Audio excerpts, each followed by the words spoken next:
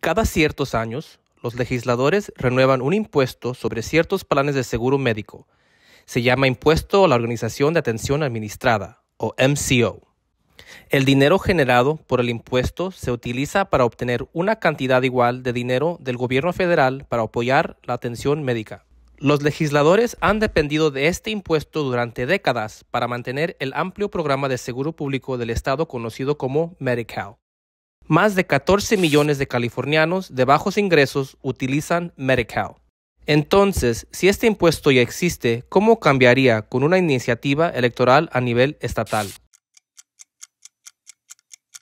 Durante la última década, los legisladores de California han ampliado drásticamente el programa Medi-Cal. Pueden inscribirse personas de bajos ingresos, independientemente de su ciudadanía, y los beneficios incluyen auriculares para la sordera, atención dental y doulas. Pero los pagos a los médicos y a los centros que atienden a los pacientes de Medi-Cal no han seguido el ritmo de la expansión del programa o de la inflación. La tasa de reembolso de California se encuentra entre el tercio inferior de los estados con programas de seguro público, según la Kaiser Family Foundation. Esto dificulta que los pacientes de Medi-Cal encuentren un médico. La Proposición 35 tomaría este impuesto existente del que hablamos y asignaría el dinero para aumentar los pagos de atención primaria y especializada, médicos de emergencia, planificación familiar, salud mental y medicamentos recetados. También impediría que los legisladores utilicen el dinero de los impuestos para compensar el gasto del Fondo General.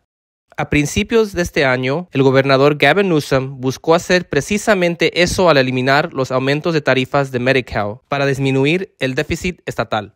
Los partidarios dicen que los ingresos fiscales son generados por el sistema de atención médica y deberían reinvertirse en el sistema.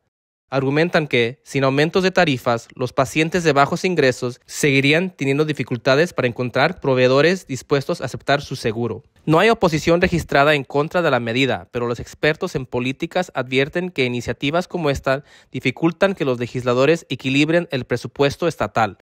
California enfrenta actualmente un déficit estimado de $56 mil millones en los próximos 2 años. Así que vote sí si quiere asegurarse de que este dinero de los impuestos se gaste en Medi-Cal. Vote no si quieres mantener las cosas como están. Para obtener más información sobre todo lo que figura en su boleta electoral de 2024, visite calmatters.org.